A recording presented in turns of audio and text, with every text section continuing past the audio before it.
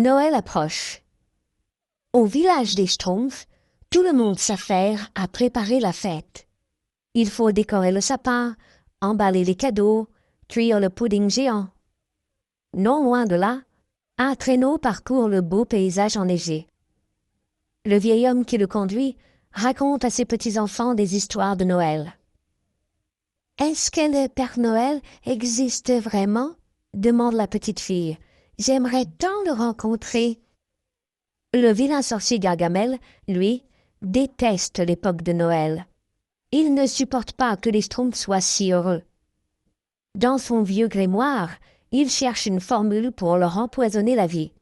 Mais soudain, on frappe à la porte. « Aidez-nous » supplient les enfants. « Un loup a effrayé notre cheval et le traîneau s'est retourné. Notre grand-père ne bouge plus. »« Vous aidez ? Vous avez de l'argent ? Non ? Alors allez-vous-en » et Gargamel leur claque la porte au nez. Dans son château, le comte Edgar s'inquiète. Ses neveux devraient déjà être arrivés.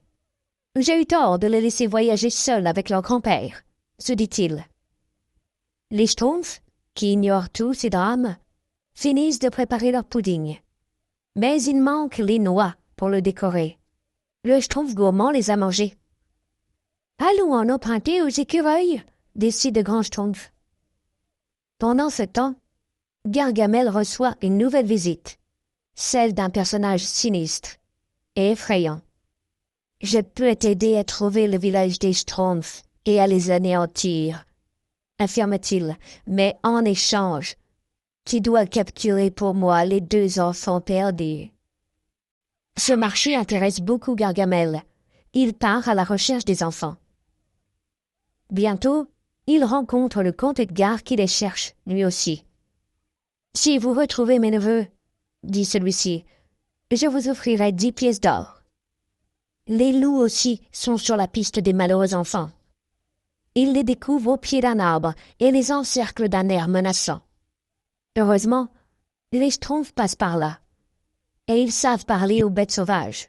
« Écartez-vous » lance le grand Schtroumpf. « Ah non, trouvez-les en paix !» Les Schtroumpfs emmènent les enfants au village. Pour les consoler, ils leur offrent du pudding et plein de cadeaux. Ils exécutent même pour eux un beau chant de Noël Schtroumpf. Pendant ce temps, 3 volontaires retrouvent le traîneau accidenté. Le grand-père n'est plus là. Un message annonce qu'il va bien et que les enfants doivent attendre leur oncle près du traîneau. Apprenant ces bonnes nouvelles, les 2 enfants se mettent aussitôt en route en emportant leurs cadeaux. Hélas, Gargamel les attendait, juché sur un arbre. Il saute parmi eux et s'empare des enfants.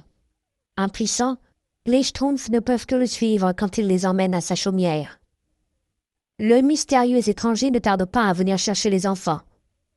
Il veut les enlever pour se venger du comte Edgar. « Voici ta récompense » dit-il à Gargamel, « une formule magique qui te permettra de trouver le village des Schtroumpfs et de les détruire. » Malgré la menace qui pèse sur leur village, les Schtroumpfs décident de suivre l'étranger pour aider les enfants. Gargamel est très déçu de trouver le village désert. Mais il prononce la formule maléfique et aussitôt, tout tombe en ruine. Le vilain sorcier veut gagner sur tous les tableaux. Il cherche le comte Edgar et lui annonce qu'un magicien a enlevé ses neveux. « Tu auras tes pièces d'or quand je les aurai retrouvées » dit le comte. Dès son départ, le sinistre ravisseur surgit derrière Gargamel. « Misérable, tu m'as trahi » gronde-t-il. Les Schtroumpfs, qui suivaient les enfants à distance, assistent alors à une scène terrifiante. Pour empêcher Gargamel de s'enfuir, le terrible magicien fait jaillir autour d'eux un cercle de hautes flammes. Le grand Schtroumpf ne trouve qu'un moyen pour combattre cette magie noire. Chanter leur beau chant de Noël. Les enfants les accompagnent et même Gargamel finit par se joindre à eux. Le magicien semble souffrir terriblement. Il finit par tomber à genoux en tremblant. Soudain, il disparaît complètement et toutes les flammes s'éteignent. Le comte Edgar arrive à ce moment, accompagné du grand-père. Les enfants courent se jeter dans leurs bras. Quand les enfants expliquent le rôle joué par Gargamel, le conte veut le punir. « Non, laisse-le partir, » dit la petite fille. « C'est Noël, et il faut se montrer généreux. » Gargamel s'enfuit, sans demander son reste. Les Schtroumpfs, qui s'étaient cachés, réapparaissent quand le traîneau s'éloigne. Les enfants leur adressent de grands signes. « Adieu, Père Noël !» lance-t-il au grand Schtroumpf. L'aventure finit bien pour les enfants. Mais pour les Schtroumpfs, Noël s'annonce fort triste. Tout le village est en ruine. Le Schtroumpf musicien saisit sa trompette et entame l'horaire de Noël. Pour une fois, il joue merveilleusement bien. Un vrai miracle se produit alors. La magie noire du sorcier se dissipe et tout redevient comme avant. Les Schtroumpfs peuvent fêter joyeusement Noël sous leur magnifique sapin illuminé.